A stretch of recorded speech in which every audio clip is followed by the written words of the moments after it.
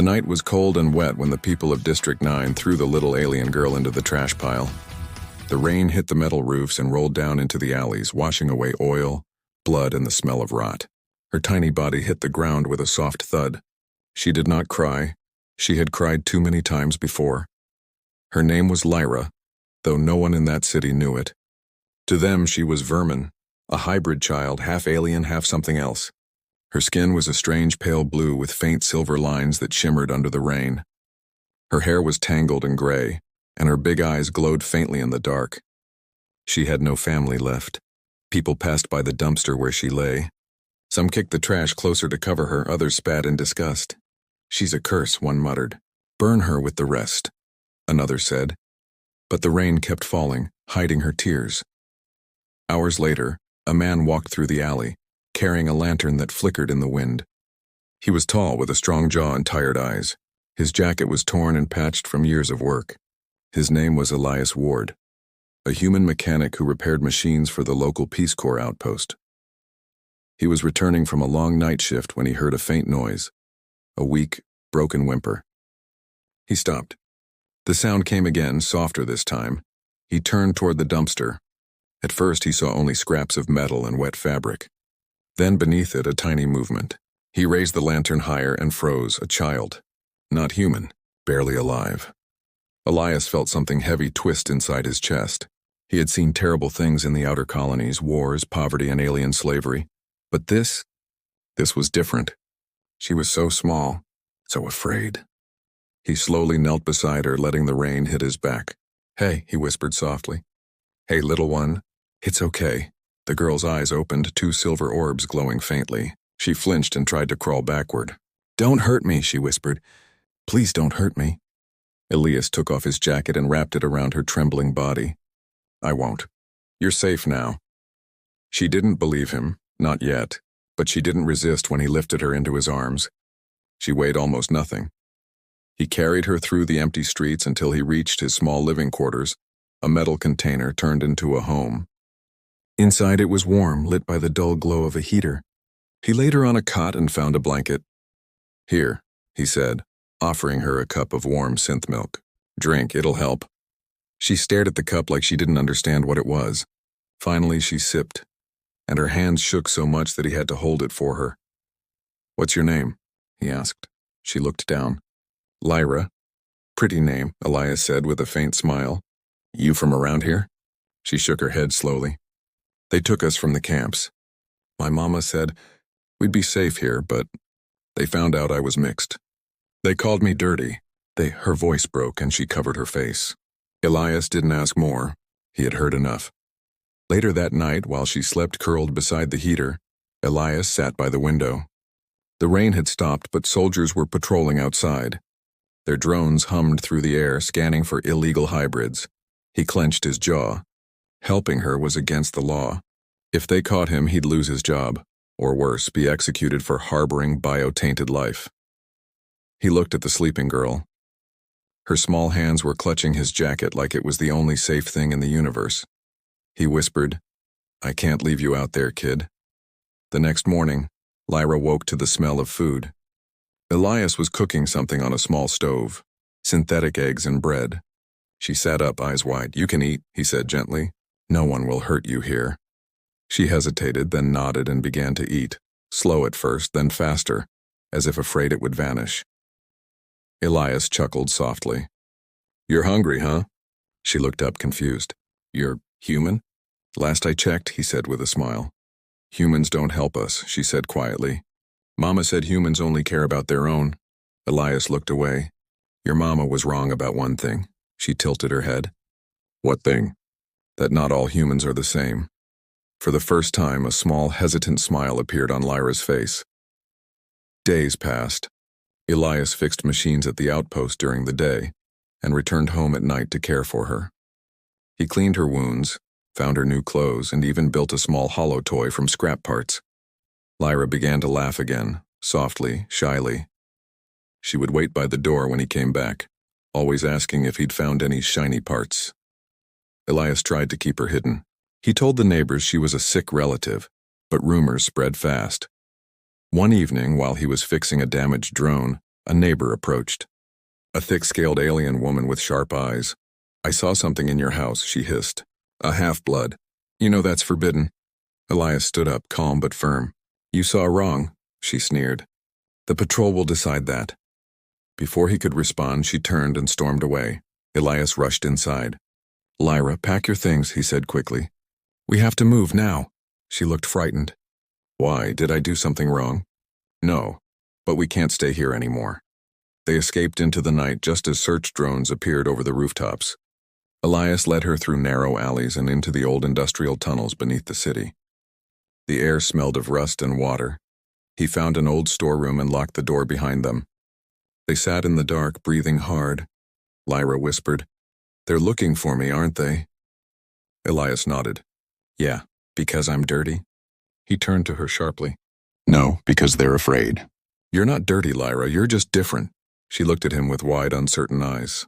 "Then why do you help me?" He thought for a moment before answering. "Because someone should have." Hours passed. Lyra finally fell asleep with her head resting against his shoulder. Elias listened to the distant sounds of boots and engines above them. He knew it was only a matter of time before they searched the tunnels.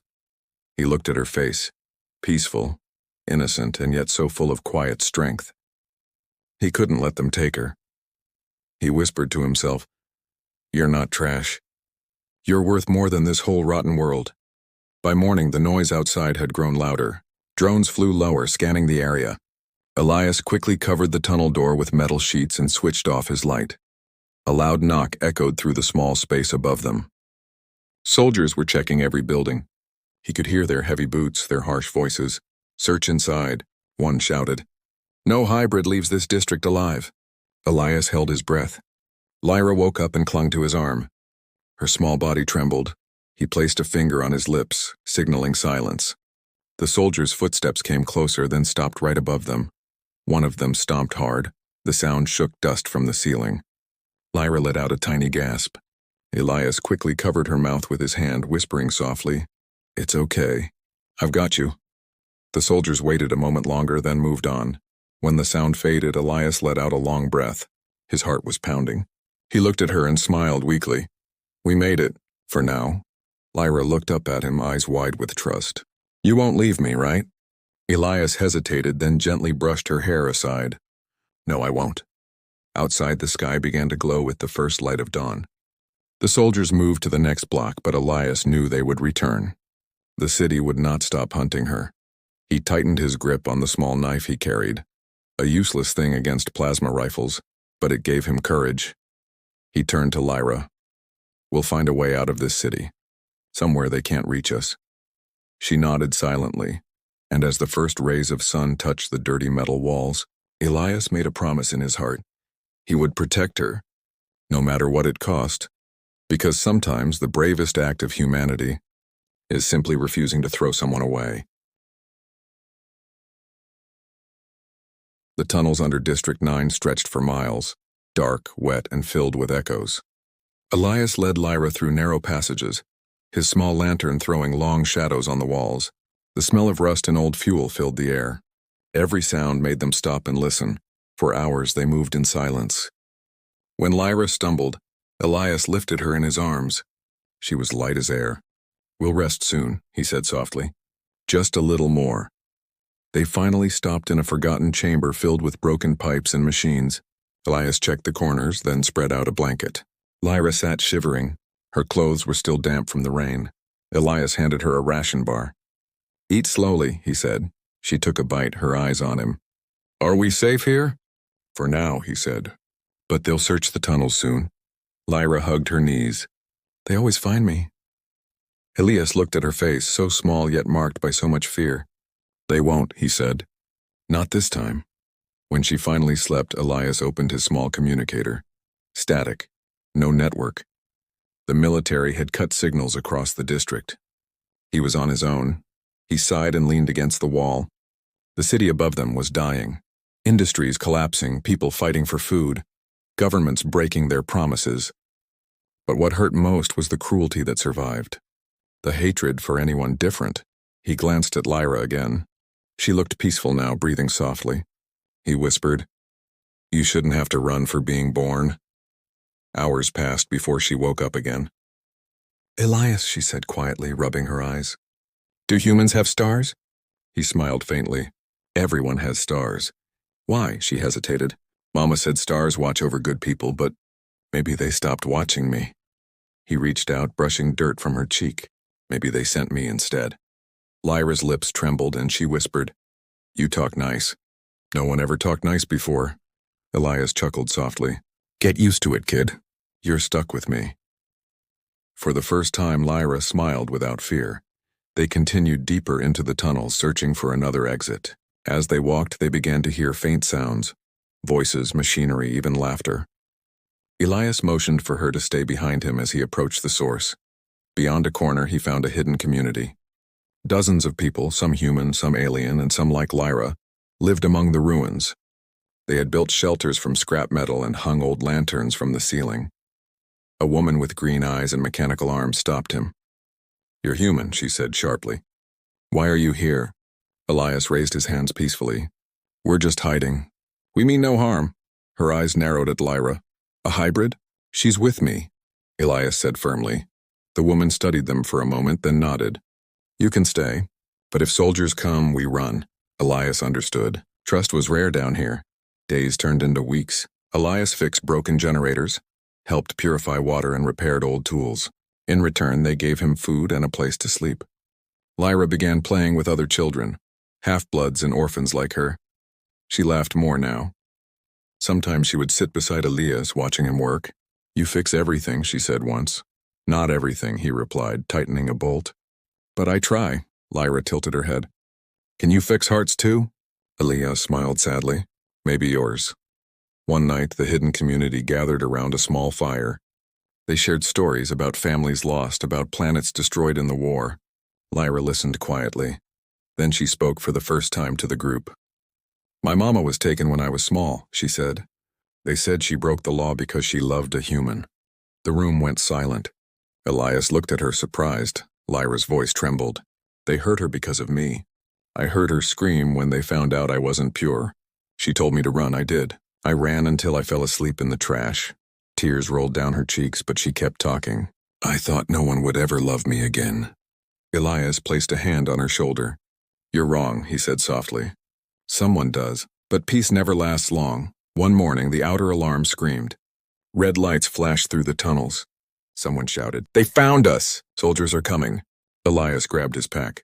Lyra, stay close to me! Panic filled the chamber. Families scattered, grabbing what they could. Drones buzzed through the corridors, scanning faces. The sound of plasma fire echoed in the distance. A young alien smuggler ran past Elias, clutching a communicator. Elias grabbed him by the arm. You brought them here? The smuggler's eyes widened. They paid me. I had no choice. Elias shoved him aside and ran toward Lyra, who was hiding behind a pillar. Come on. They sprinted through the tunnels as explosions lit the walls. Smoke filled the air, burning their lungs. A beam of red light grazed Lyra's shoulder. She screamed and fell. Elias dropped beside her. Blood oozed from the wound, glowing faintly blue. He tore off his sleeve and wrapped it tightly around her arm. You're okay. I've got you, she shook her head weakly. Leave me. Not happening, he said, lifting her into his arms. They burst out of a maintenance hatch into the open night. The city burned behind them. Sirens wailed. Searchlights swept across the ruins. Elias carried her through the wastelands beyond the district, a desert of metal and dust. The wind howled, cold and sharp. He didn't stop until his legs almost gave out. He found an abandoned outpost half buried in sand and kicked open the door. Inside there was silence and darkness. He laid Lyra on a table and started digging through his bag for medical supplies. His hands trembled as he cleaned the wound and injected a pain reliever. Lyra opened her eyes slowly. Why do you do this? Elias didn't answer at first. He was focused on stopping the bleeding. Finally, he said, Because someone has to care. Because if I walk away, I'm no better than them. Lyra's voice broke. I'm not even one of you. Elias looked at her, his expression soft but steady. You're alive. That's what matters. Tears filled her eyes. She reached up weakly and touched his hand. You're strange, Elias. He smiled faintly. You'll learn. Most humans are. For 2 days they hid in the outpost. Elias scavenged old supplies. fixed a broken transmitter, and tried to contact anyone who might help. The screen flashed with static, then came a faint signal, a bounty alert. The message repeated over and over. Wanted, Elias Ward, human engineer. Crime, harboring hybrid filth. Reward 10,000 credits, Elias froze. His picture appeared on the screen. His name, his location. Lyra sat up weakly. They know, she whispered. He turned off the device and exhaled. Yeah, they know. You should go, she said.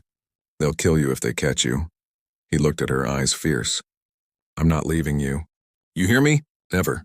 But why? She asked again, her voice small. Elias knelt beside her. Because you remind me of what we lost. What it means to be human.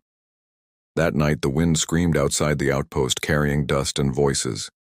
Lyra couldn't sleep. She sat by the small window, staring at the ruined horizon. Elias was checking his tools when she asked, Do you think there's a place where people like me can live? He looked up. There will be. She turned toward him.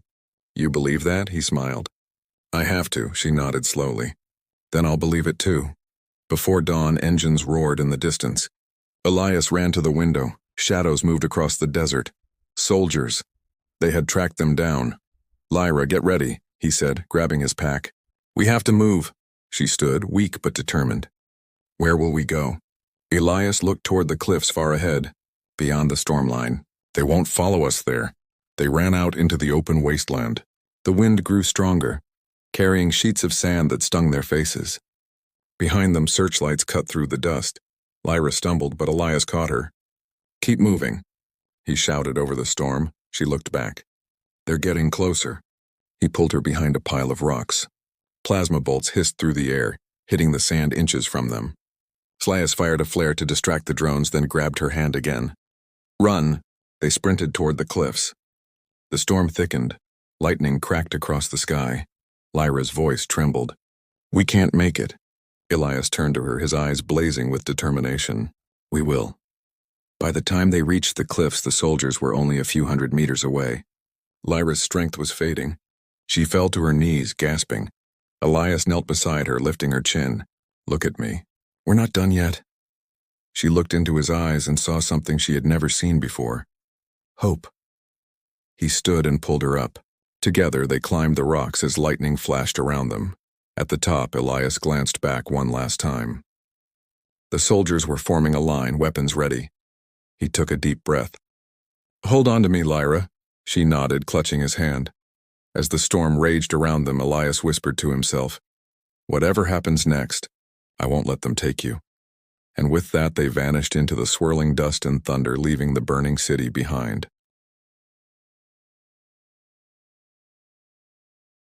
The storm raged across the wasteland, lightning tearing open the night sky.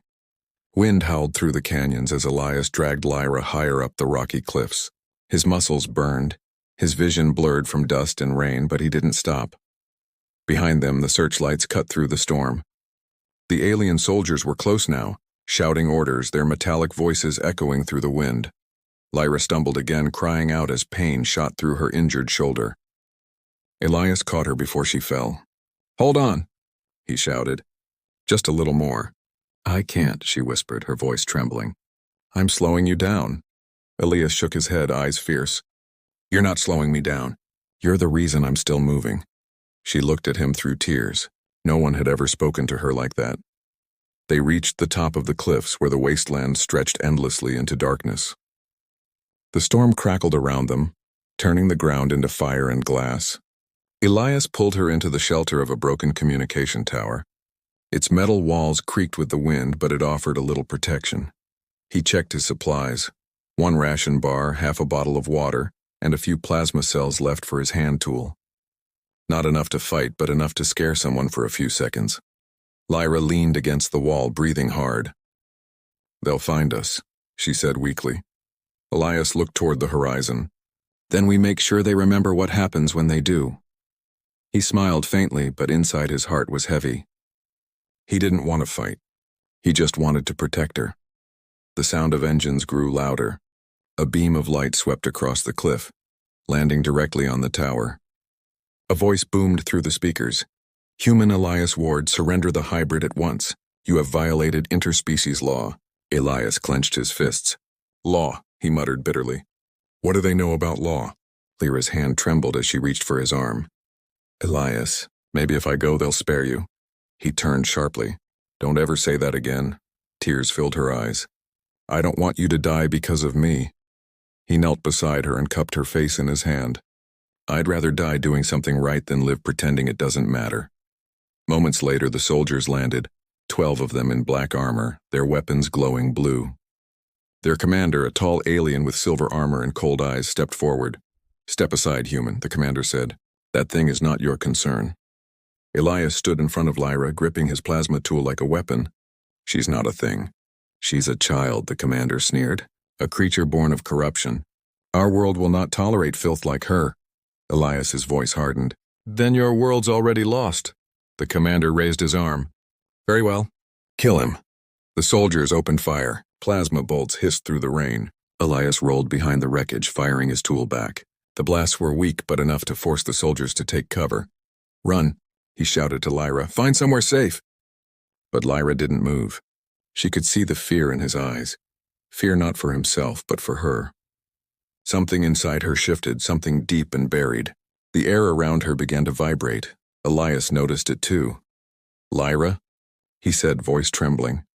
Her hands began to glow with silver light. The rain around her froze mid-air, hanging like glass. The commander shouted, Contain her! She's activating! But it was too late. Lyra screamed, and a shockwave burst from her body. The energy hit the soldiers like a storm, throwing them backward. Lightning struck the ground around her, drawn to the power pulsing in her veins. Elias shielded his face as dust and fire exploded around them. When the light faded, Lyra was kneeling, trembling, eyes glowing like molten silver.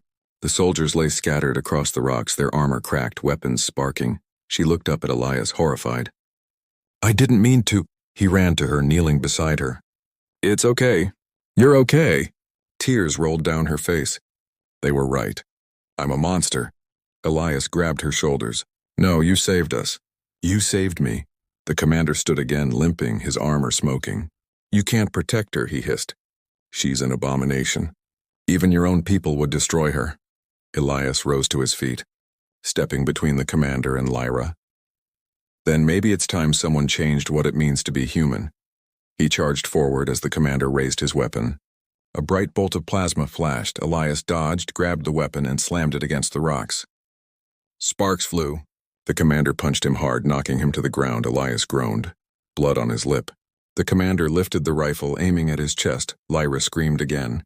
The ground cracked beneath them, energy surging through her like a living storm. The commander froze as silver lightning arced from her hands and struck his weapon, melting it instantly. Elias watched in awe. She wasn't destroying. She was controlling it now. When the light finally faded, the commander lay unconscious. The other soldiers had fled, terrified. The storm began to calm, the sky turning from black to gray. Elias walked slowly toward Lyra. She was kneeling, exhausted, her glow fading. Elias, she whispered weakly. I didn't mean to hurt them. He knelt beside her, placing a hand on her shoulder. You didn't, you defended yourself. You defended both of us, but I'm scared, she said softly. If I can do that, what else can I do? He smiled gently. Then we'll figure it out together. Days later, they found refuge deep in the valley beyond the cliffs. There, an old human-alien resistance group lived, people who believed peace was still possible. When Elias arrived carrying Lyra, the guards almost fired, but then they saw her eyes and lowered their weapons. An older woman approached, a doctor. What is she? Elias answered firmly, She's the future. The doctor examined Lyra's injuries and treated her with care. She's strong, she said. Whatever she is, she's not just hybrid, she's something new. Elias nodded. Yeah, something the universe hasn't learned to love yet. Weeks passed in the valley. Lyra began to heal both inside and out. She helped the refugees by using her energy to power their generators and heal minor wounds. Her gentle touch could restart broken circuits or close small cuts. Elias often watched from a distance, smiling. Every time she laughed, it reminded him why he'd fought so hard to save her. One evening, as the sun set over the mountains, Lyra sat beside him near the campfire. The sky was painted gold and pink. They called me Vermin, she said quietly. All my life. I started to believe it. Elias poked the fire with a stick. People fear what they don't understand. But that doesn't make them right. She looked at him. Do you think the world will ever change? He smiled. It already did the day you survived. Lyra smiled faintly. And what about you? Don't you miss your world? He looked out at the stars. My world's right here. She blinked, realizing what he meant. Her chest ached in a new way. A warm, soft ache she didn't understand yet. Months later, word spread of a hybrid child who could control energy. Some called her a weapon. Others called her a miracle. But in the valley she was simply Lyra, the girl who smiled when she fixed broken things and who never stopped asking questions about the stars. Elias trained her to control her power, teaching her focus and patience. You're not meant to destroy, he told her one day. You're meant to build, she grinned. Like you. Exactly like me. One night, a transport ship landed in the valley carrying human officials and alien diplomats. They wanted to see the miracle child.